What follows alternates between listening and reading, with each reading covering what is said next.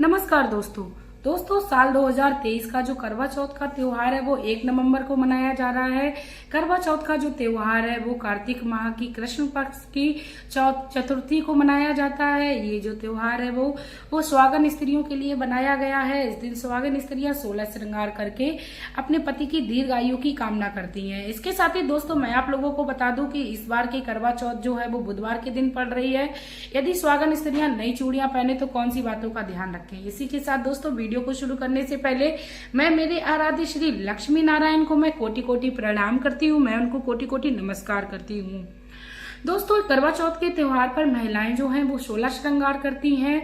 इसके साथ ही वह अपने पति की कामना करते हुए अपनी माँ से ये विनती करती हैं कि माँ मेरा जो साल है वो बहुत अच्छे से बीते और हमारे पति का साथ जो है जन्म जन्मांतर तक बना रहे। इसके साथ ही दोस्तों आपको मैं बता दूं इस बार का जो त्योहार है वो बुधवार के दिन पड़ रहा है। तो आप लोगों को चूड़ियां पहनते समय कौन कौन सी बातों को ध्यान रखना है।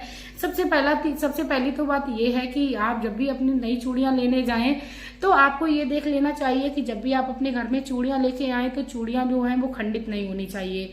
आप अच्छी चूड़ियां लाइए और लाल रंग की चूड़ियां लाइए तो ये आपके लिए काफी ज्यादा शुभ है। विशेष ध्यान देने योग्य बात यह भी है कि जब भी चूड़ियों को धारण करें तो जो मुख है वो दक्षिण दिशा की ओर नहीं होना चाहिए, क्योंकि दक्षिण दिशा की ओर कोई भी शुभ कार्य करना वर्जित बताया गया है। इसीलिए आप अपने मुख को दक्षिण दिशा से छोड़कर किसी भी दिशा में आप करके चूड़ियों को धारण कर लें।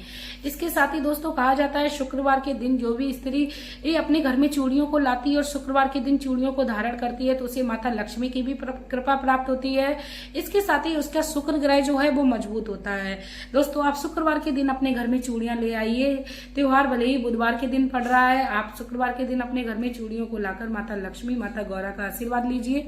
इसके साथ ही दोस्तों मैं बता दूं करवा चौथ का जो त्योहार है वो सुख समृद्धि के साथ साथ पति की भी दीर्घ आयु को देने वाला है। दोस्तों आप इन उपायों को अपने जीवन में उतार लीजिए। चूड़ियों को पहनते समय इन बातों का ध्यान रख लीजिए। दोस्तों मेरा वीडियो बनाने का सिर्फ और सिर्फ एक ही उद्देश्य है कि मेरी हर बहन को वो लाभ मिले जो वो वह नहीं पा पाती है, क्योंकि आजकल का ये समय चल रहा है कि हर महिला अपने घर से दूर रह रही है तो बड़े बुजुर्गों का आशीर्वाद नहीं मिल पा रहा है या बड़े बुजुर्ग उनको बताने के लिए नहीं रहते हैं। इसीलिए डिजिटल का माहौल है, हर व्यक्ति ये डिजिटल के द्वारा अपने ज्ञानों को जान सकता है। तो दोस्तों आप लोग इन बातों को ध्यान में रखते हुए करवा चौथ के दिन चूड़ियों को धारण करें। दोस्तों इसी के साथ मैं आप लोगों से एक रिक्वेस्ट करना चाहूंगी, यदि आप लोगों को मेरी ये वीडियो अच्छी लगे तो ज्यादा से ज्यादा आप शेयर करें, क्योंकि अभी काफी दिन है त्योहार आने में। तो आप लोग मेरी वीडियो को शेयर करेंगे, इससे आप अपने ज्ञान की प्रचार और प्रसार करेंगे तो ज्ञान फैलाने वाला व्यक्ति ज्ञानी होता है। और भगवान श्री कृष्ण कहते हैं कि ज्ञानी व्यक्ति को किसी भी तरीके से हराया नहीं जा सकता है। दोस्तों भूल कर भी ये किसी भी महिला को मंगलवार के दिन या रविवार के दिन या शनिवार के दिन चूड़ियां नहीं खरीदनी चाहिए, क्योंकि ये दिन खरे माने जाते हैं। इसके साथ ही दोस्तों मैं आप लोगों को बता दूं कि करवा चौथ का जो त्योहार होता है वो रात्रि में होता है।